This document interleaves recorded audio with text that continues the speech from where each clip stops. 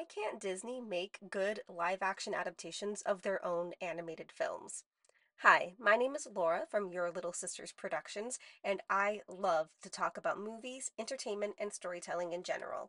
And today, I want to talk about a trend that I have been seeing happening in movies and TV shows for a while now that it's been bothering me, and that is the erasure of traditional femininity and how that ties into why Disney has been having a hard time with their live action adaptations. One would think that being able to make a good live action adaptation would be easy. The blueprint for it is right there. You just have to change a couple things here and there to better adapt it to being live action, maybe flesh out a side character, and boom, you're done, you would think. I think Disney is having a hard time making live action films that people love just as much as the originals because they don't understand or respect their earlier works. They think that the core values and morals in their animated works need updating, that the traditionally feminine traits that many of their female protagonists exhibit make them weak, and they need to be strong. They don't see the strength in their own characters and stories. And how do they go about making them strong? They give them traditionally masculine traits and roles, which is actually doing the opposite of what I think they are trying to do. They are trying to have strong female characters that little girls can look up to, but by giving these women more masculine traits that weren't present in their characters before, by erasing some or even all of their feminine traits, they are in reality telling young girls that masculine traits are good and strong and something to strive for, while feminine traits are to be looked down on and not embraced, which is just a backwards, untrue way of thinking. Being girly and feminine are not bad qualities that need to be snuffed out and replaced. Wanting to be a nurturer, a mother, to show compassion, to not fight with weapons is okay. It is okay to want to wear dresses, to want to see mermaids because you've heard they're beautiful, to tell stories to young children, to be kind and stand strong in your morals without being overly aggressive about it. As someone once said, I break for birds. I rock a lot of polka dots. I have touched glitter in the last 24 hours. I spend my entire day talking to children. And I find it fundamentally strange that you're not a dessert person. That's just weird and it freaks me out. And I'm sorry I don't talk like Murphy Brown and I hate your pantsuit. I wish it had ribbons on it or something to make it just slightly cuter. And that doesn't mean I'm not smart and tough and strong. and there are women who are more tomboyish, and that's okay too. It is okay to be traditionally feminine, and it is okay to be more tomboyish. But to say that one way is right and the other is wrong, specifically that to be feminine is wrong, is a bad and dangerous message to send out to the world. It is damaging, incorrect, and tiring at this point. What is so wrong with being feminine? Why is Disney trying so hard to change their characters to the point where it's getting harder to recognize them as the same character from the original story they told? Peter Pan and Wendy is one of the latest in a stream of Disney remakes to not be received well. And I think the changes they made to Wendy specifically are at the forefront of why that is. Wendy in the original is kind, nurturing, looks after her brothers, tells stories, agrees to play house and be a mother figure to the Lost Boys, stands strong against the pirates, and learns that growing up might not be so bad after all. Throughout the original film, she is happy to be around Peter and the Lost Boys. She has fun on their adventures together. And even when she does get upset after Tiger Lily's homecoming party, she remains compassionate and reminds her brothers and the Lost Boys the good a mother can do and why they need to go home. She doesn't take her frustrations out on those around her, even when she's feeling upset. She simply recognizes that it's time for them to go home where they belong, and she sets out to do so. Let's compare this version of Wendy to the 2023 version we get in the live action film. The Wendy in the 2023 version is sullen, angry, moody, takes her anger out on those around her, is unkind to her brothers, disrespectful to her mother, refuses the role of playing mother to the Lost Boys, would allow her brothers to join the pirates in order to save their lives, which I know sounds good, but I explain why this change is a bad one in a minute. And she sword fights against the pirates. Now, a couple of these changes I actually don't mind so much. There are other live action versions of Peter Pan out there that include Wendy sword fighting, and as a young girl, the idea of sword fighting was exciting to me. If I'm being truthful, it still sounds exciting and fun. But combined with everything else they did to Wendy, I can't say I'm a fan of this iteration of her, since it is such a huge departure from her original self. Let's start with her attitude toward her family. In the original, she is a good big sister who looks after her brothers, and she admires her mother and seems to have a good relationship with her. And even after her father throws a temper tantrum and says she has to grow up the next day, she doesn't take her sadness or grief out on anyone else. She is delighted to meet Peter Pan and Tinkerbell, enchanted by how lovely Tinkerbell is, and when asked to think of a happy thought in order to fly, dreams of seeing the mermaids in the Mermaid Lagoon.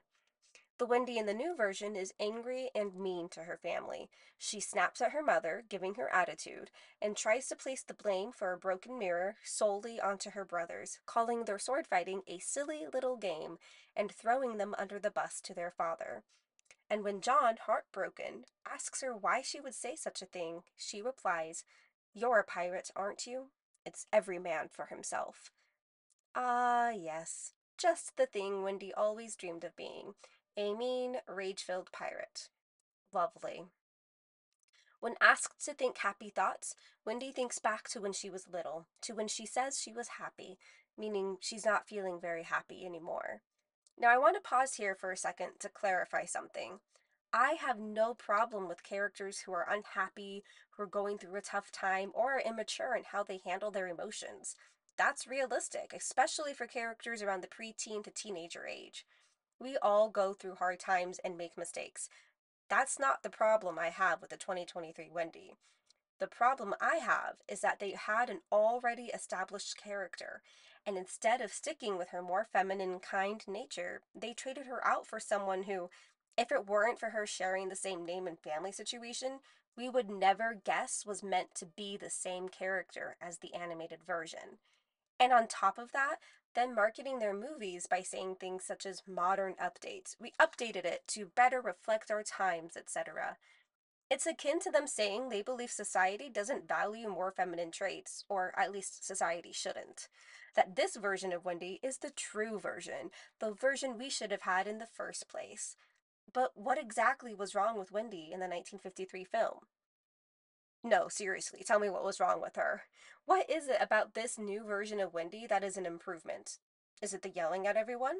Is it constantly being angry? Is it the violence she exhibits when she slaps Peter?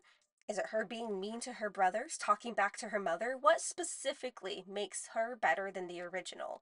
Why reimagine her this way? Wendy in the original shows great courage and integrity. When she and the Lost Boys and John and Michael are captured by the pirates, she refuses to join the pirate gang and reminds the boys why joining them is not a good choice to make. Even after they believe Peter to be dead, she stands firm in her resolve and would rather they all walk the plank than become evil pirates. The Wendy in the new film chooses to give up her own life to spare the Lost Boys and her brothers, which is a very brave thing to do. I will give her that. But she then tells Hook that they will all make very fine pirates, especially John and Michael. This is one of the biggest changes to her character that I really can't get behind. She sees the anger, rage, and pain Hook goes through because of how he was raised. She sees the evil the pirates do and being totally okay with trying to unalive children several times throughout the film. And she is giving her brothers over to them to be raised as one of them. They changed the situation from the original. In the original, the Lost Boys and Wendy have to willingly sign the contract in order to become pirates. They all refuse, so they will all walk the plank, with Wendy being the first because ladies first. But in the 2023 version, they make it seem as if Hook is going to recruit the unwilling Lost Boys into becoming pirates in exchange for Wendy's life for some reason. Why he would want to deal with John and Michael and the Lost Boys constantly trying to escape and undermine him just for the chance to have Wendy walk the plank, I don't know. But he accepts the deal, and she is hopeful that her brothers will live. I would probably do the same thing in her shoes. But this change in the story bothers me a lot. It takes away the choice the Lost Boys and the brothers have in following Wendy's example of integrity, of her being a leader and showing them how not to be swayed by the temptations of evil doing and selfishness. It is arguably her best scene in the original, showing how good and true of a person and how good a leader she is. And they took that away from her just to add more drama. If ever I have the chance to meet with the people in charge of making these changes, I have some questions for them. Wendy, in the original, was a storyteller. She told her brothers stories of Neverland and Peter Pan's adventures, and Peter brings her to Neverland to play house and be a mother to the Lost Boys and tell them stories, which she happily agrees to do. Because playing house is something that most, if not all, children do. It's actually really important to children's development that they play make believe, and house is one of the most common forms of make believe play. And that's what she would have been doing in Neverland, making believe with Peter and the Lost Boys, taking on the play role of mother, specifically a mother who tells them stories. In the 2023 version, it is Wendy's mother who tells the stories, and even in Neverland, when asked by the Lost Boys and girls to be their mother and tell them stories, Wendy says no. She does sing them a lullaby, but no storytelling for Wendy. Why have her refuse to be a mother to the Lost Boys and say she doesn't even know if she wants to be a mother when the character she is playing was more than happy to play along and be that mother figure for them in the original? As far as I know, Wendy is the only Disney female protagonist who, in her main first movie, shows a desire to be a mother, which again is not a bad thing.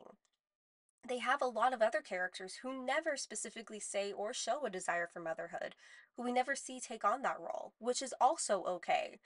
So, why, with the one that does express the desire, did they make it a point to specifically go against that original desire?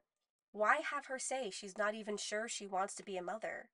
Would it be so terrible for children to watch a movie where a young girl wants to be a parent? I have no problem with characters who aren't sure if they want to be parents. Fair enough. Not everyone has the same dreams and aspirations. But that's not Wendy. And combined with everything else they did to Wendy, her yelling, her fighting, her being rude and mean and sullen, her mentioning that Tinkerbell's magic doesn't belong to any boy, her and Tiger Lily and Tinkerbell taking over the role of saving people in this movie instead of working together with Peter Pan, it makes it seem as if the message they are wanting to send is this: traditional female traits and roles bad, traditional male traits and roles good. In order to be strong, you need to be masculine. Don't be feminine, nurturing, compassionate, or kind. You must be arrogant, angry, rude, violent, and selfish. That is how you become strong. That is how you show your strength to the world. Now, I can almost hear some comments that people might have. Little sister, this is just a kids' movie. It's not that deep. Why are you getting all worked up over a kids' movie based on another kids' movie from the 1950s? Take a chill pill. No one's attacking femininity or motherhood. And to that, I say, take a look at the other remakes and original content that Disney has been putting out. The colors and lighting are more drab, the characters angrier. Females show strength by being stoic or arrogant. When was the last time we saw a female character from Disney that had no aspirations to lead a country, who enjoyed wearing dresses, who was smart without being arrogant, was kind, nurturing, wanted to be a mother, and didn't fight with a weapon? There are all types of people in the world. Women are as unique as men are. When we said we wanted realistic women on screen, we didn't mean this unachievable, rude, never making a mistake or being in the wrong women we see so much of today. We meant real women. Women who want to be mothers and are nurturing by nature. Women who are daredevils and love to jump out of airplanes and climb mountains. Women who work a 9 to 5 office job and watch Pride and Prejudice on the weekends and go camping. Women who want to fall in love and don't see it as a weakness or something that will somehow hold them back. We women have varied interests. We make mistakes. We are nuanced and deep and fully fleshed out people with values and flaws. And that's all we want to see on screen: real people. Even some of the actresses in Hollywood are getting tired of this trope. Emily Blunt, in an interview with The Telegraph, said, "It's the worst thing ever when you open a script and read the words strong female lead." That makes me roll my eyes. I'm already out. I'm bored. Those roles are written as incredibly stoic. You spend the whole time acting tough and saying tough things. I think a lot of Disney films also when the sequel comes, they expect the princess to then like be in armor and have a sword and fight and like, oh, that makes her strong. And you know, of course there are princesses that it's necessary, like Mulan. She's a fighter, that's in her DNA, and Aurora is a fighter, but in a different way. I think there's a strength in her femininity and Mm-hmm. softness, and there's nothing wrong with her wanting to be a mother and be married and my mom always wanted to be a mom, and I think there's a beauty in that, and that is still strong. So it's nice to represent that, you know, kind of woman. It seems as if lately all Disney is giving us are pale imitations of what they think we want to see. Women who don't have to grow or learn new skills or correct their mistakes. They just have to rely on their own inner power and believe in themselves. And then boom, you're done. Okay, I think I've ranted long enough on this topic. I am working on a more positive video for my next video essay, so stick around to see that when it drops. But what do you think of this recent trend in female characters? Do you agree with me, or am I way off the mark? Let me know in the comments below. Like if you liked this video, subscribe to see future videos, and check out our Patreon if you're interested in supporting the growth of our channel. See you next time!